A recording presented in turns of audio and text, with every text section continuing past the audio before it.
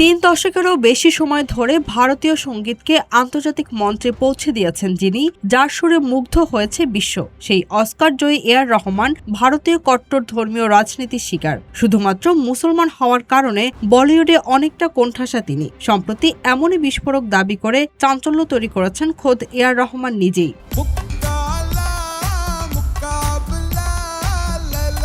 Madras Mozart নামে পরিচিত এই কিংবদন্তি সুরকার জানিয়েছেন, গত 8 বছরে বলিউডে একের পর এক গুরুত্বপূর্ণ কাজ তার হাতছাড়া হয়েছে। এর পেছনে শুধু পেশাগত নয়, বরং রাজনৈতিক ও ধর্মীয় বিভাজনকে দায়ী করেছেন তিনি।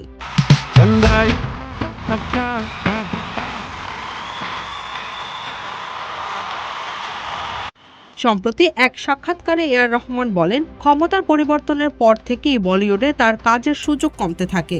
এখন যাদের হাতে সিদ্ধান্ত নেওয়ার ক্ষমতা তাদের অনেকেই সৃজনশীল নন। ধর্মীয় বিভাজনের বিষয়টিও এখানে ভূমিকা রাখতে পারে বলেও জানান তিনি।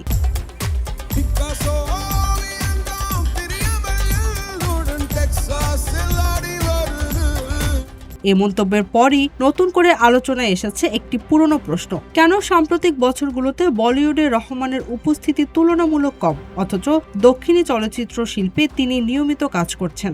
এতদিন এ নিয়ে নানা জল্পনা চললেও এবার স্বয়ং রহমানই সেই নীরবতার কারণ সামনে আনলেন। রাজনৈতিক মহলেও তার মন্তব্য নিয়ে শুরু হয়েছে তীব্র বিতর্ক। বিরোধী শিবিরের দাবি, বিজেপির শাসনামলে বলিউডে একটি নির্দিষ্ট মতাদর্শ ও ধর্মীয় পরিচয়কে অগ্রাধিকার দেওয়া হচ্ছে, যার ফলে ভিন্ন মত বা পরিচয়ের শিল্পীরা ধীরে ধীরে কোণঠাসা হচ্ছেন।